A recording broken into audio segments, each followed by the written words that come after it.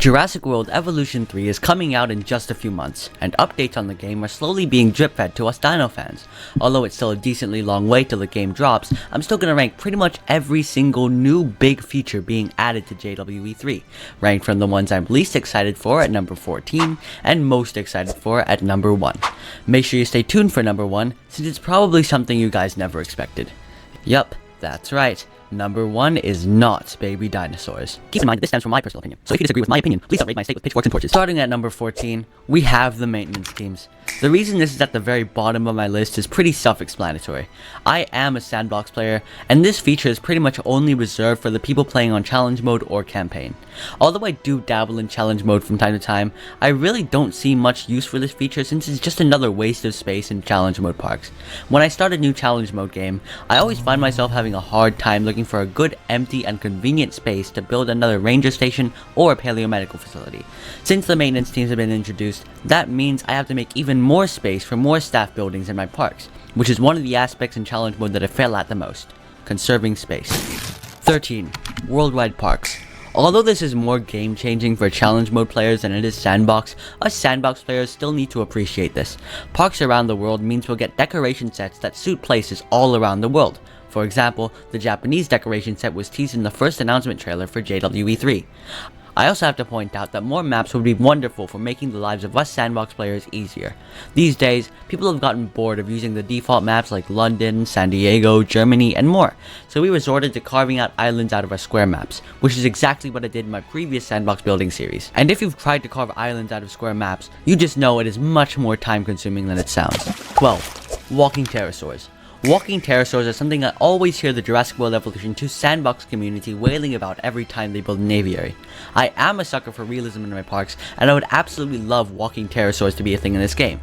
However, compared to the other things that Frontier added, this is just a minuscule feature compared to the scale that the other features have that Frontier added to this game. To be honest, pterosaurs in JWE2 didn't get the same amount of attention as the land creatures did, and to be frank, the lagoon creatures didn't get the same amount of attention that they deserved either. I mean, it was only until late in the game's lifespan that social animations were added to lagoon animals, so I'm pleased that the pterosaurs are finally getting the attention they deserve. For number 11, we have the underwater editor. Like I said a few seconds ago, the lagoon creatures alongside the pterosaurs are finally getting the attention that they need. I value this feature over the walking pterosaurs since aviaries have infinitely more customization options than lagoons do. In aviaries, you can place rocks, use foliage brushes, and place pretty much every park decoration inside the aviary, whether it's a decorational tree or a random statue, whereas all the lagoons have are kelp. And after a while, kelp gets boring. And now, moving on to number 10, we have the new campaign. I loved the simple campaign and chaos theory missions that JWE2 offered, and from what I've heard, the missions in the current game are much better than in Evolution 1. So if we follow this pattern, we can assume that JWE3 is going to have a much better campaign missions than its predecessors. This is probably my favorite completely non-sandbox feature, and for good reason. I've established this earlier on in the video, but I have to say, I do love me some good campaign and challenge missions. And from what was teased in the gameplay trailer, I just know that these missions will have quite an interesting twist. Number 9. New buildings and decor.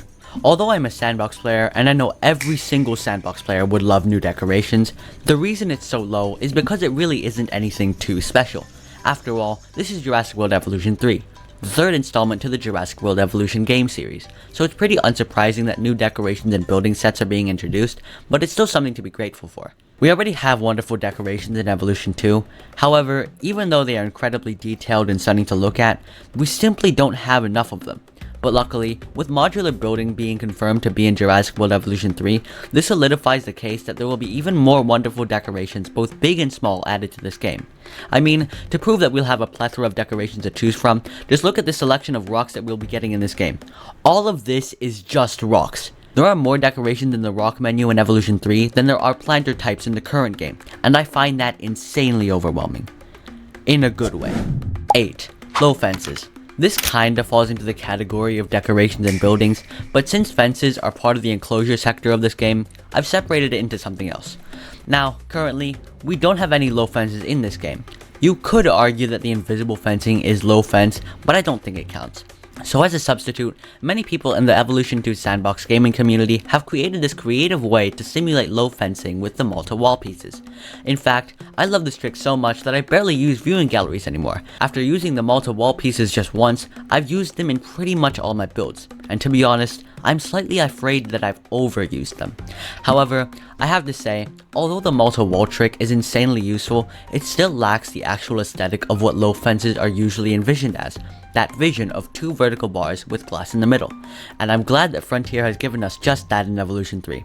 I've been dying to get this in this game series since I watched my first Planet Zoo speed build. And now, the feature that gets the spot of lucky number 7 is the petting zoo. If there's one thing I wanted more of in JWE2, it's more variety when it comes to attractions. So I'm glad that the game devs have finally added a petting zoo to the next installment of the game franchise. In the current game, the guests don't have the actual opportunity to interact with the dinosaurs. All the guests can do is view the dinosaurs from long range with the viewing galleries, and if you're lucky, short range from the vehicular attractions. But finally, we're getting an attraction that brings the guests into super short range territory with the petting zoo. In Evolution 2, you could simulate the way a petting zoo would work by maybe elevating a platform and trying to attempt to get the path as close to the enclosure as possible, or you could do the gate on path glitch, which allows guests to walk right through to the enclosures. So right now, we are very fortunate for our park guests to come up close and personal to our cute little baby dinosaurs for real this time. Just take a look at this clip. This guest is actually making contact with the baby dino, a concept introduced way back in 2015 during the first act of Jurassic World. Number 6. Sexual dimorphism. As we all know, babies are going to be in this game, and of course, if babies are going to be a thing in this game, we're going to need the mother and the father of the baby too. And sexual dimorphism can help us distinguish between male and female variants of the dinosaur. In the current game, we use different skin colors and patterns to simulate sexual dimorphism. The males would get a more vibrant and colorful skins, whereas the females would have more neutral colors. Luckily, we don't have to do any of that in this game, since not only do the different sexes get different skin colorations, they also get slightly different models too. For example, in the Lokiceratops, the males boast a colorful skin pattern with terrifyingly lethal horns, whereas the females have a less colorful pattern and have shorter horns than the males do.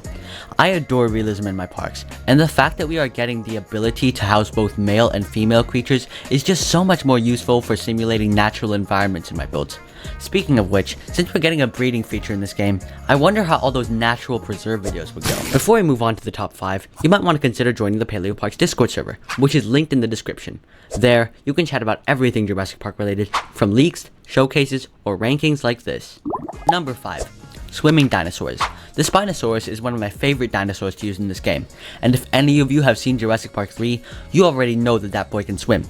Scientifically speaking, it is very likely that the Spinosaurus could swim, so you could assume that swimming is only exclusive to dinosaurs like the Spino. But in this clip right here, we can very clearly see a few Brachiosaurus trekking across the deep water. Technically they aren't swimming, but they can still walk through it. My most popular long-form video is about a Spino living inside an island surrounded by a lagoon. And while making that video, I was really hoping Frontier would add a feature that would allow the Spino to hop in and swim with the Mosasaurus. And finally, our requests have been answered. Number 4. Improved terrain editing. I could go on and on about the new terrain tools, and I was deeply considering putting this in the top 3, but I made the decision to keep it here at 4th place. If you've seen any of my sandbox builds, you'll know that I like placing a whole barrage of rocks in my enclosures, and the fact that they're adding a rock brush is something that I'll probably overuse in this game. But enough yapping about the rocks, let's look at this new height editor because oh boy, we can finally make smooth ramps in our parks. If any of you have tried to make smooth ramps, you know it's very frustrating and time consuming to try and alternate between digging down or up and using the smooth tool every few moments. But the fact that you can do that in just one click now is just truly wonderful to hear. Now, let's talk about the waterfalls. It was incredibly awkward to attempt to make a waterfall in Evolution 2. You always had to alternate between using the sand terrain paint and placing some rocks right down at the plunge pool, and adding some water on every level of the hill was always a very strange experience. And when you're done with doing all that, the end product really only looks good from afar. And now, in Evolution 3, we can create stunning waterfalls by just adding a layer of water on top of the other. Incredible. At number 3, we have modular building. Lots of people have mixed opinions on modular building, and rightfully so. It is a massive learning curve going from placing pre-made structures to creating your own structure from scratch, and once you finish getting over that daunting learning curve, you come to the realization that it'll actually take a long time to build a singular piece of architecture. Some people find modular building daunting for that exact reason, but in my personal opinion, I always like having full creative control when it comes to crafting something creative, and the fact that we'll be getting a plethora of building options to choose from to create our structures with is very, very pleasing. And not only that either, we'll also get a resize tool along with it, along with some rotational options too. Now, at number 2, we of course have baby dinosaurs. Like I announced earlier, I am a sucker for realism in my parks, and not only in the aspect of the guest side of things, but especially in the aspect of enclosure building. And the fact that we can finally create dinosaur families is truly something for us dino fans to be happy about. And not only is it a source of realism, it also serves as a source of entertainment for our guests. Like what Frontier revealed in the teasers, our guests can interact with the babies at the petting zoo. And I'm telling you, this edition will be the source of many great and unique building ideas. Honestly, I was considering placing modular building at the spot, but let's face it, no one, and I mean no one, can resist the cuteness of these little baby dinosaurs who are probably high on sugar. And now, before I reveal number 1, I would like to say, if you enjoyed this content and want more of it, consider supporting me by liking and subscribing. Finally, all of you are probably wondering what my number 1 pick could possibly be. I've covered everything important, haven't I? I've covered terrain, modular building, even baby dinosaurs. Well, it's my pleasure to say that my number 1 pick is... It's Ian Malcolm saying the thing again! He said that thing! Well, to help life, find a way. Like and subscribe, please.